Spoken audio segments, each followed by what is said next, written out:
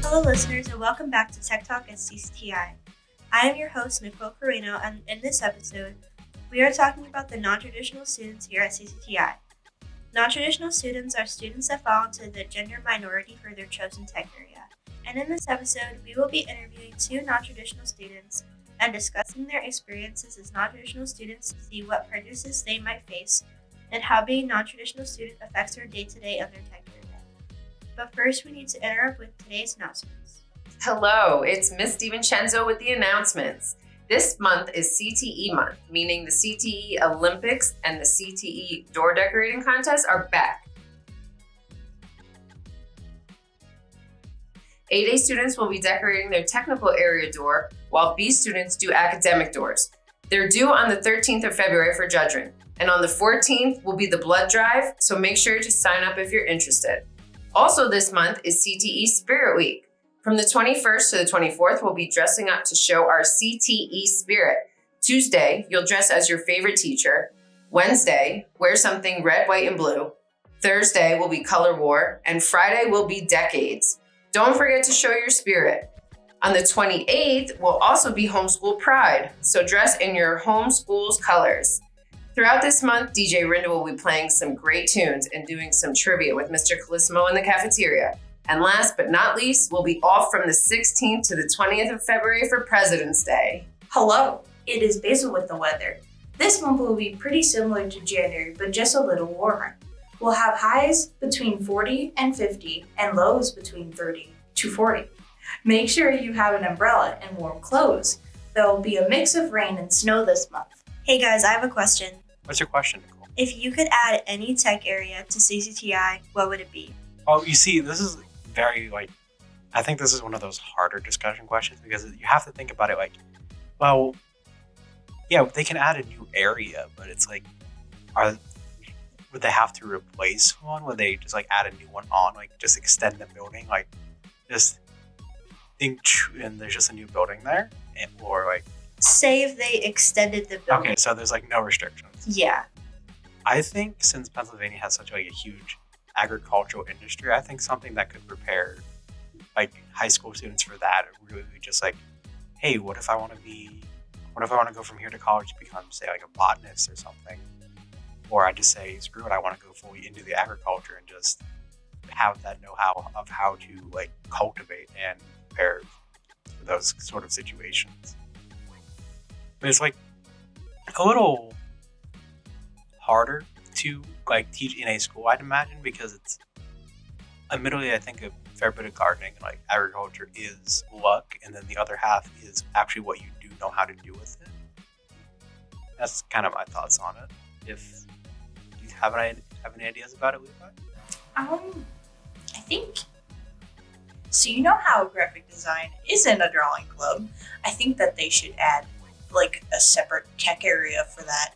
It's just all arts, drawing, sketching, charcoal, how you would taught in high school or normal high school, and not in a tech. Well, would you say that to the scale of a tech area, or would that as its own sort of class? Because I think that could apply to a lot of different tech areas, because drafting has to learn how to do design sketches. I think SEED also technically does have to do that for website layouts and different things. There is at different tech schools, I know there is different areas, but graphic design is not drawing at all, but it can have it a bit. I'm saying an entire tech area that's focused on it. Just learning how to draw anatomy, learning how to draw use charcoal or use color pencils.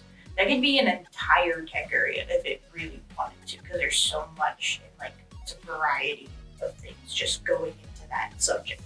Well, you brought up a question, Nicole. What do you think about it?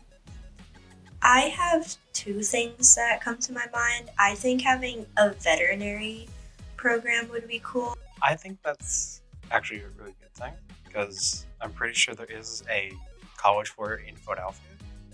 It's like it could be an entire class Yeah. if it really wanted to. Because doesn't it already take 5 years on its own? It does. To be There is- certified? There is like college courses for that, and it's very different than nursing because you got to learn like different anatomies, different bone parts. Yeah, it could be like an entire class because you have to learn different types of anatomy, like dogs, cats. They both have different structures. You also have to learn because humans don't have tails or ears. There's different because cats' ears, they're very, very thin, not like human ears. And dogs' ears are kind of the same, but they're a little thicker. It's like you have to, and then there's different medicine for that too. Entirely different medicine. Yeah, another thing that came to mind was criminal justice and like forensics. I think would be a cool program to do. Honestly, if that was here, I would have been in it already. Yeah, honestly, same. That sounds like just an overall good time. What is that? Like, which part? Criminal? I don't know what that means. Which part? Like, the criminology or the forensics part? Both. Okay, you said criminal justice and forensics? Mhm. Okay, the criminal justice part is, like, would you say kind of like the actual part of law enforcement? Like, So like a law? give us your definition of it, Nicole. Just like, well, I think it would probably be criminology. I didn't know what the word was because it just didn't like come to my mind. But like studying like what criminals do and how to catch them and just like all that stuff on like Law and Order. So like kind of like a law and kind of police. Well, the other part she brought up, like forensics, that's more, I think, like mortuary science almost. That's like analyzing can't say that word on YouTube, not a live person, and determining like causes, what that could mean if you're like, what that could mean to like a law enforcement official, like, oh, there's arsenic in their system. Oh, that means they could have been poisoned. Kind of that type of examination. I feel like it would be cool if like all of that stuff was combined into like one program, so you can get like a general like idea of it. I mean, yeah, they all do fit together, kind of. I think that'll kind of work as well because while you're here, you have to take at least like one biology course. And biology would follow that path pretty well, but I think chemistry would as well, since they both apply very heavily. I think the one hard part of that one specifically to like apply here is that for more so criminology, that needs more of, I think, like a psychology kind of field. And it'd be a little interesting to see how they'd like try to teach psychology classes to like high school students, because it was already pretty hard to understand as like a college course. But I just came up with another idea. Isn't like there could be like a course for maybe becoming a therapist? Because isn't that a little bit different than nursing? Where nursing follows is like a major part of like just knowing medicine, taking care of elders, but then nursing or like the therapist. I guess just to give context, I took one psychology course, and we didn't cover like anything relating to like physically caring for another person like nursing would. It was more so like how chemicals cause different reactions within your brains, what those reactions are, and like, oh hey, like I think a fun fact they brought up was that a gay man has like a similar shaped hippocampus to a straight woman. So it's like noticing parts of the brain and how they like function, what their main like points are, like what they do. It's like how to examine like sleep patterns and see how that affects a person. So we had a lot of thoughts to what last episode's answer to the riddle was. The answer was memories. Alex got that one right. So let us know what you guys think about this episode's question. You could put your thoughts in the comments down below or on our Instagram at TechTalk at CCTI. TechTalk_ATCCTI. So here we are with Darissa and Jay. How are you guys doing today? I'm good, Nicole. How are you doing? I'm good, thanks. So what is your tech area in grade? I'm in carpentry and I'm a senior. Hi, I'm Jay. I'm from Health Medical and I'm a senior. How long have you been here at CCTI? All my 4 years of high school. I've attended CCTI for the past 3 years. Nice. So how are you doing in your tech area?